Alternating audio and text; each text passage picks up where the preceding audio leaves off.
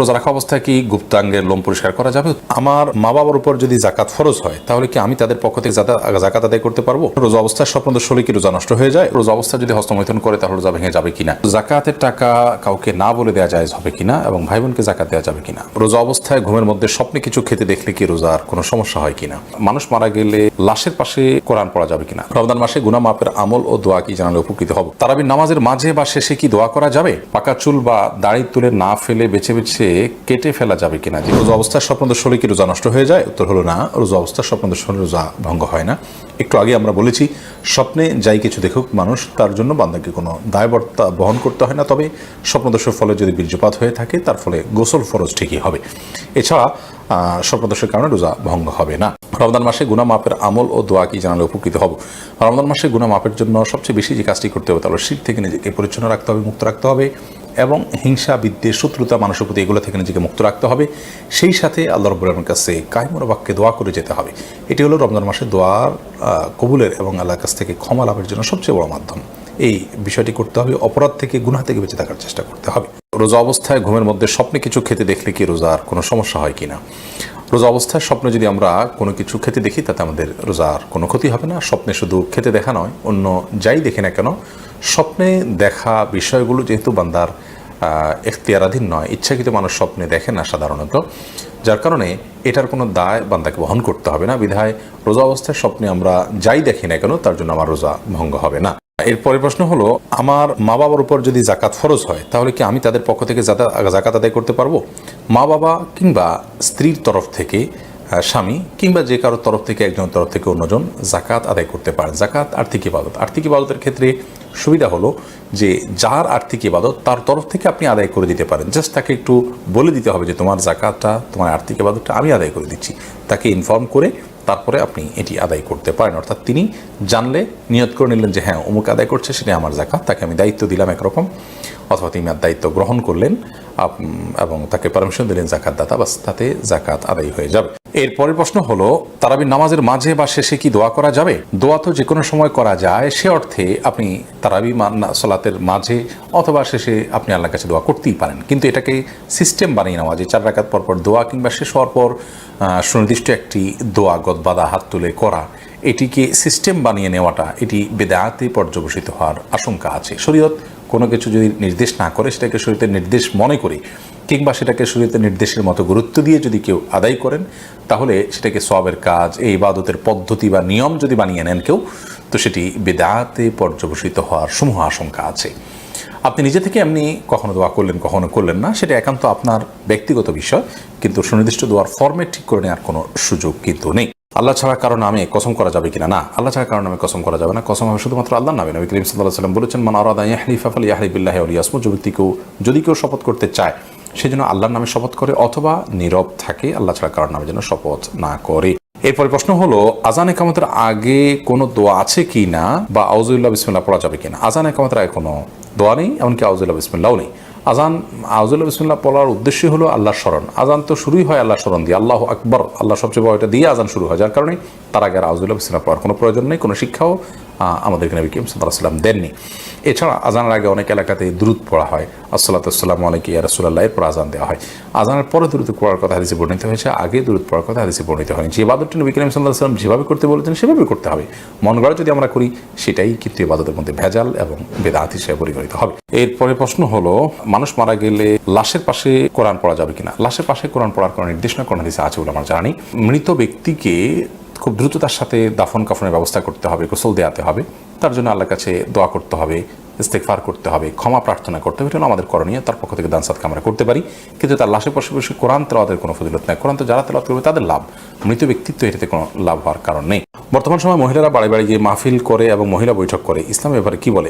মহিলাদের মধ্যে দিন প্রচারের কাজ, দাওয়াতের কাজ করতে পারেন, সেটা শরিয়ার সীমানার মধ্যে থেকে পর্দার বিধান মেনে অভিভাবকদের অনুমতি সাপেক্ষে, এবং যদি তারা নিজের জায়গা থেকে তারা দাওয়াতের কাজ করতে পারেন, আজকাল মোবাইলে অনলাইনে বিভিন্নভাবে করা যায়, সেক্ষেত্রেও যদি সীমালঙ্ঘন না হয় সেটি তারা করতে পারে না। অনেক মহিলারা এই জাতীয় তালিমের মধ্যে মাশগুল হয়ে নিজের সন্তান স্বামী, সংসার এগুলো থেকে তারা অনেকটা উদাসীন হয়ে যান, যেটা অনুচিত।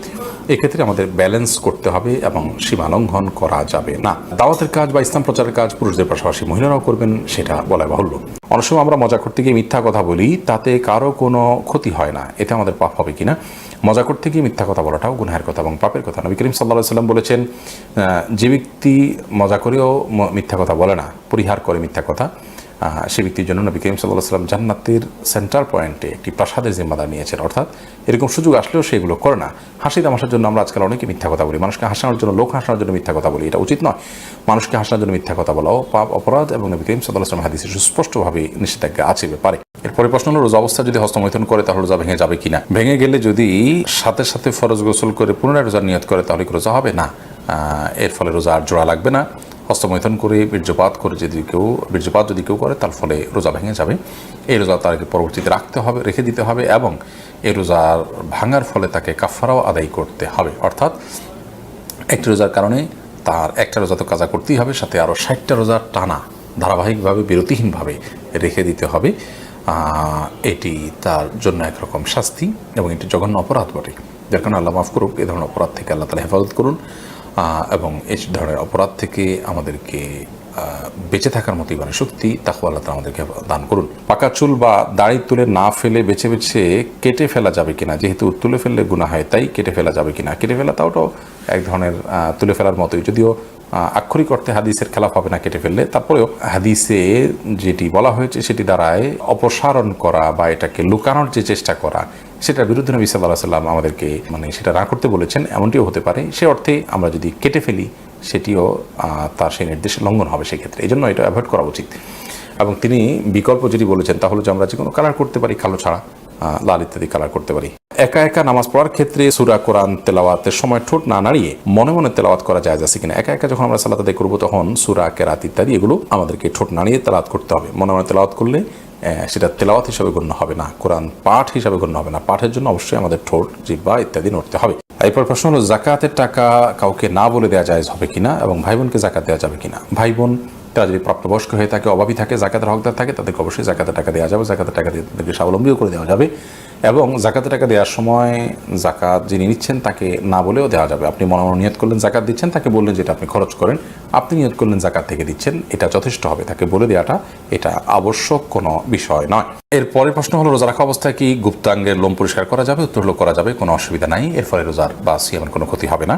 এরপরের প্রশ্ন হলো, বিকাশ বা মোবাইল ব্যাংকিং এর মাধ্যমে যদি জাকাতের টাকা পাঠানো হয় তাহলে তার চার্জ কাকে বহন করতে হবে, জাকাত দাতাকে না জাকাত গ্রহীতাকে?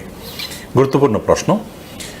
মোবাইল ব্যাংকিংয়ের মাধ্যমে অথবা যে কোনো উপায়ে যদি আপনি জাকাত অভাবী মানুষের কাছে পাঠান তাহলে জাকাত দাতা হিসাবে এটার খরচ আপনাকে বহন করতে হবে, জাকাত গ্রহীতাকে এর খরচ বহন করতে হবে না। জাকাত গ্রহীতা যদি এসে আপনার কাছ থেকে জাকাত নিয়ে যায় সেটা সম্পূর্ণ স্বতন্ত্র বিষয়, তার খরচ তিনি বহন করবেন। বাট আপনার দায়িত্ব হলো আপনি যখন তার কাছে জাকাত পাঠাবেন তখন পাঠানোর খরচটা আপনাকে বহন করতে হবে। ধরুন 10,000 টাকা আপনি বিকাশ করেছেন অথবা এম ক্যাশ করেছেন কিংবা নগদ উপায় বা আরও যে সমস্ত মোবাইল ব্যাংকিংয়ের ব্যবস্থাপনা আছে কিংবা অন্য কোনো উপায় আপনি পাঠালেন, এই পাঠানোর ক্ষেত্রে যে খরচটা হবে সেই খরচটা আপনাকে সাথে দিয়ে দিতে হবে। 10,000 টাকাটার সাথে অতিরিক্ত খরচের টাকাটা আপনাকে দিতে হবে, অর্থাৎ যাতে নিট 10,000 টাকা গরিব মানুষ উত্তোলন করতে পারে আপনার জাকাত থেকে। যদি আপনি এটি না করেন তাহলে সেক্ষেত্রে আপনার জাকাত থেকে যে পরিমাণ টাকা কস্ট হিসাবে বা চার্জ হিসাবে কাটা হবে সে পরিমাণ টাকা আপনার জাকাত থেকে অনাদায় থেকে যাবে, সেটি আবার আপনাকে আদায় করতে হবে। ধরুন 10,000 টাকা উত্তোলন করতে তার 1,000 টাকা খরচ হলো ফর এক্সাম্পল, তাহলে অথবা 100 টাকা খরচ হলো কিংবা 200 টাকা খরচ হলো, এই যে টাকাটা খরচ হলো এই কয় টাকা আপনার জাকাত থেকে কম আদায় করা হলো, কারণ গরিব এই 200 টাকা কম পেয়েছে, 9,800 টাকা পেয়েছে হয়তো, কথার কথা। তো সেজন্য জাকাত দাতাকেই পাঠানোর খরচ বহন করতে হবে। এরপর এমডি ইয়াসিন শেখ আপনি লিখেছেন, রোজা থাকা অবস্থায় বেশি সময় ধরে পানিতে থাকলে রোজার কোনো ক্ষতি হবে কিনা? রোজা অবস্থায় বেশি সময় ধরে পানিতে থাকলে রোজার কোনো ক্ষতি হবে না, তবে যদি কেউ অনেক সময় ধরে গোসল করে এবং ডুব দিতে থাকেন, এর ফলে নাকে, মুখে, কানে দিয়ে তার পানি প্রবেশ করতে পারে, বিশেষ করে নাক মুখ দিয়ে পানি প্রবেশ করার সম্ভাবনা অনেক বেশি থাকে। তো এই সম্ভাবনার কারণে, এই আশঙ্কার কারণে অনেক বেশি সময় ধরে ডুবুডুবি করা উচিত নয়, কারণ এভাবে যদি পানি ঢুকে যায় তাহলে তার রোজা ভেঙে যাবে। তো রোজা ভেঙে যাবে, এরকম ভেঙে যেতে পারে, এরকম কোনো কাজ করা কোনো মুসলমানের জন্য জায়েজ নয়। সেই বিষয়টির উপর আমাদের খুবই সচেতন থাকতে হবে, দায়িত্বশীল থাকতে হবে, সাবধান এবং সতর্ক থাকতে হবে। আর রোজার বিষয়টি হলো যে পানিতে আপনি যদি কোনো কাজে আপনি থাকতে হলো মাজা পরিমাণ, কোমর পরিমাণ বা বুক পরিমাণ আপনি থাকলেন সেখানে 1-2 ঘন্টা, হয়তো অনেকে আছে পানিতে ডুবে কাজ করতে হয়, পানিতে আপনার নিজেকে মাজা করে কোমর পরিমাণ বা বুক পরিমাণ ডুবিয়ে তারপর কাজ করতে হয়, এটা তো কাজের অংশ হিসাবে, বিধায় সেটি তার জন্য জায়েজ আছে, কোনো অসুবিধা নেই। সের ফলে রোজার কোনো ক্ষতি হবে যে ব্যাপারটি সেরকম নয়, যদি পানি ভিতরে প্রবেশ না করে কোনো অসুবিধা নেই। সান হাবিব আপনি লিখেছেন, আমি ইউনিভার্সিটিতে এবার এক্সাম দেব, রোজা না রেখে যদি আমি পরীক্ষার পরে এই রোজাগুলো কাজা করি তাহলে কি হবে? দেখুন, রোজা অবস্থায় যদি পরীক্ষা আসে কিংবা ক্লাস করার ব্যাপার থাকে কিংবা কোনো ডিউটির ব্যাপার থাকে, তাহলে সেক্ষেত্রে সেই অজুহাতে রোজা না রাখার সুযোগ নেই। ইমানদার রোজা না রাখার সুযোগ তখনই থাকবে যে রোজা রাখলে তার জীবনহানির আশঙ্কা হবে, তার জীবনের উপরে বড় ধরনের হুমকি হবে, এরকম বিষয়ে তিনি রোজা না রাখার সুযোগ আছে, সেগুলো পরে তিনি রাখবেন। কিন্তু পরীক্ষা না দিলে তো আমি মরে যাওয়ার ব্যাপারটি এরকম নয়, অথবা আমি শেষ হয়ে যাওয়ার ব্যাপারটি এরকম নয়, ক্লাস না করলে আমি মরে যাবো, মৃত্যুর মুখে পতিত হবে, এটা এরকম না, হয়তো ক্ষতিগ্রস্ত হব। তো এই স্যাক্রিফাইসটা মাধ্যমেই তো আমাকে আল্লাহ তাআলার সন্তুষ্টির পথে এগিয়ে যেতে হবে।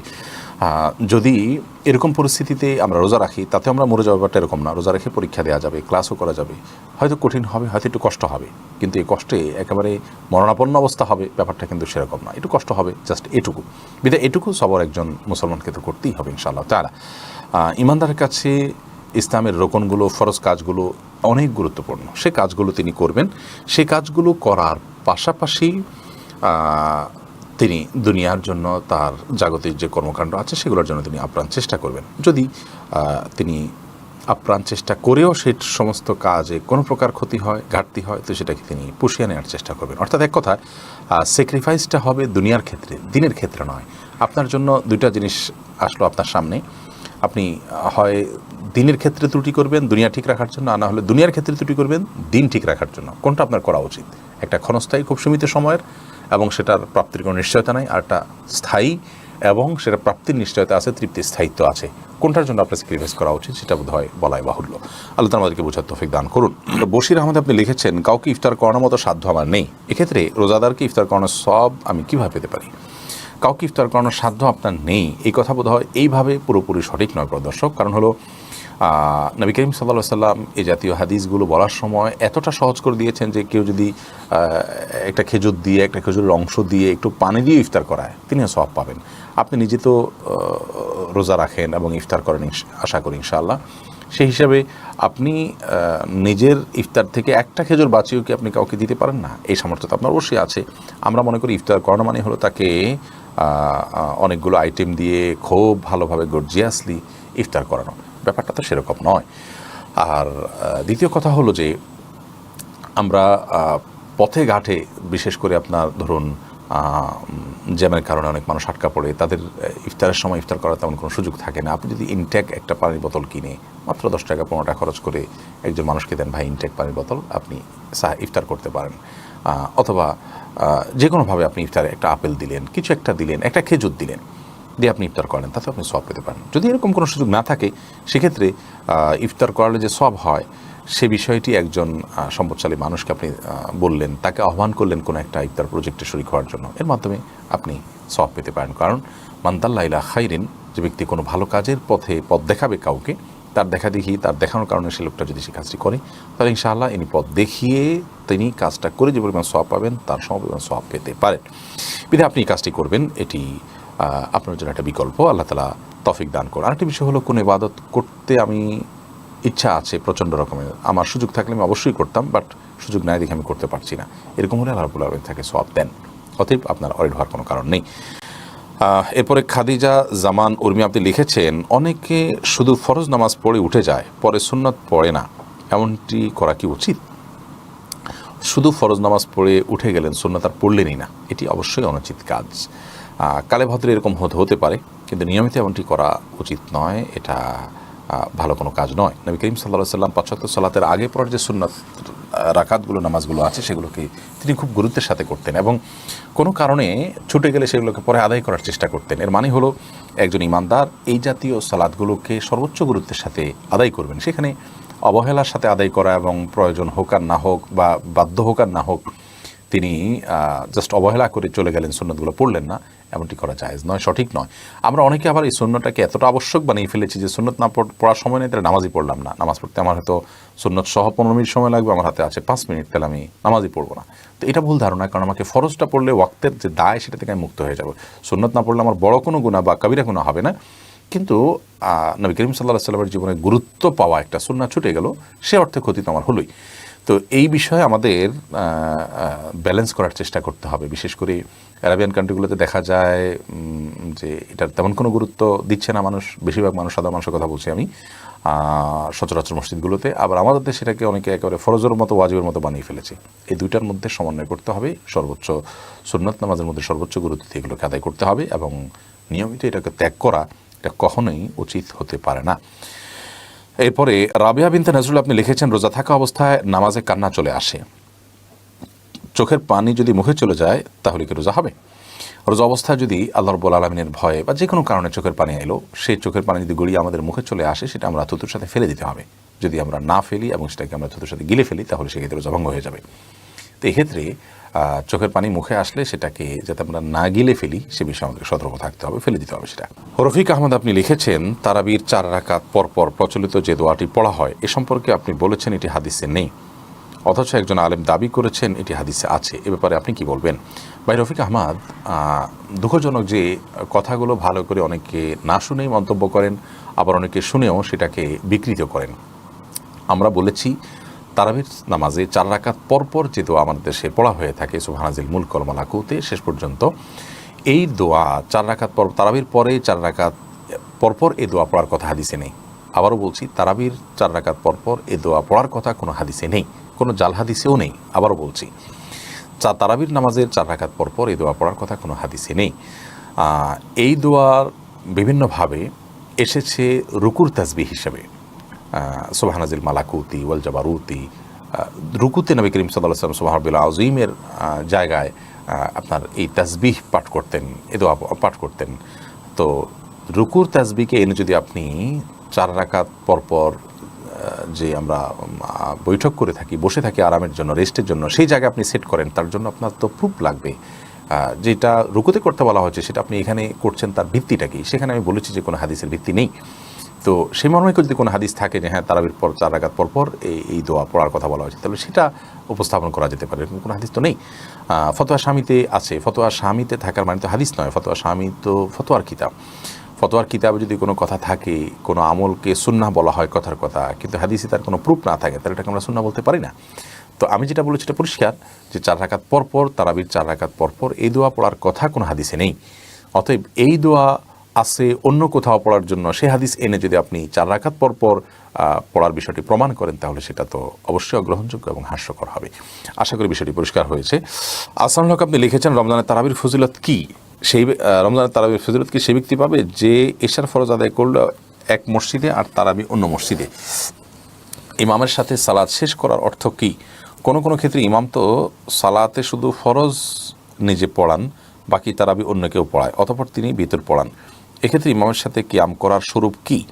মাঝের তারাবি না পড়ে শুধু ভিতর ইমামের পিছনে পড়া কি এর অন্তর্ভুক্ত? ভাই আসানুল হক, হাদিসের যে ভাষ্য সেটা হলো মানসাল এশা মা আল ইমাম, যে ব্যক্তি ইমামের সাথে এশা পড়লো, এরপর ইমাম যাওয়ার পর সে গেল, তার মানে এশা থেকে নিয়ে ইমাম যাওয়া পর্যন্ত সে থাকবে পুরো সালাতে, যত সালাত হবে সেটা তারাবি হোক, ভিতির হোক, সবগুলোতে সে অংশগ্রহণ করবে। এই ব্যক্তির জন্য সারা রাত জেগে ইবাদতের সওয়াব লেখা হবে। এখন কেউ যদি এই কাজটি না করেন, এশা পড়ে আরেক মসজিদে চলে ভিতির পড়লেন, তাহলে তিনি তো এই হাদিসের উপর আমল হলো না, কারণ ইমামের সাথে তিনি শেষ পর্যন্ত থাকলেন না। কোনো কারণে তার যাওয়ার প্রয়োজন থাকলে তিনি যেতে পারেন, সেটা জায়েজ আছে, বাট এই সবটা তিনি আর পাচ্ছেন না। অতএব এই সব পেতে হলে শেষ পর্যন্ত থাকতে হবে, সেটা ইমাম তারাবি পড়ান বা না পড়ান। ইমাম তো আছেন সেখানে, এসব পড়েছেন, এরপর ইমাম আছেন, অতএব তিনিও সেখানে থাকবেন এবং ভিতির পড়ানো পর্যন্ত অপেক্ষা করবেন। আহমদ রহিম আপনি লিখেছেন, তারাবির নামাজ না পড়লে কি রোজা হবে? জি ভাই, অবশ্যই রোজা হয়ে যাবে। রোজার সাথে তারাবির নামাজের সম্পর্ক এরকম নয় যে একটা না করলে আরেকটা হবে না, দুইটা স্বতন্ত্র ইবাদত। তারাবি কোনো কারণে পড়তে না পারলেও রোজা আপনাকে রাখতেই হবে এবং হয়ে যাবে। আর রাবিয়া রানী আপনি লিখেছেন, রোজার সময় ভুল করে কিছু খেয়ে ফেললে ওই রোজার পরিবর্তে কি আরেকটা রোজা রাখতে হবে? রোজার সময় ভুল করে যদি কিছু আপনি খেয়ে ফেলেন, তাহলে সেক্ষেত্রে তার জন্য 8টা রোজা রাখতে হবে না, কারণ ভুল করে খেয়ে ফেললে সেটা মাফ। এবং এক্ষেত্রে আপনার বিভিন্ন হাদিসের সুস্পষ্ট বক্তব্য রয়েছে, যার কারণে রোজা রেখে রোজার কথা আপনার মনে নেই, আপনি খাচ্ছেন, হঠাৎ মনে হলো, তারপর আর খাওয়া ছেড়ে দিয়েছেন, মনে হওয়ার পর আর আপনি গিলেন নেই, তাহলে সেক্ষেত্রে আপনার এই রোজা ভঙ্গ হবে না এবং এর কারণে 8টা রোজা রাখতে হবে না।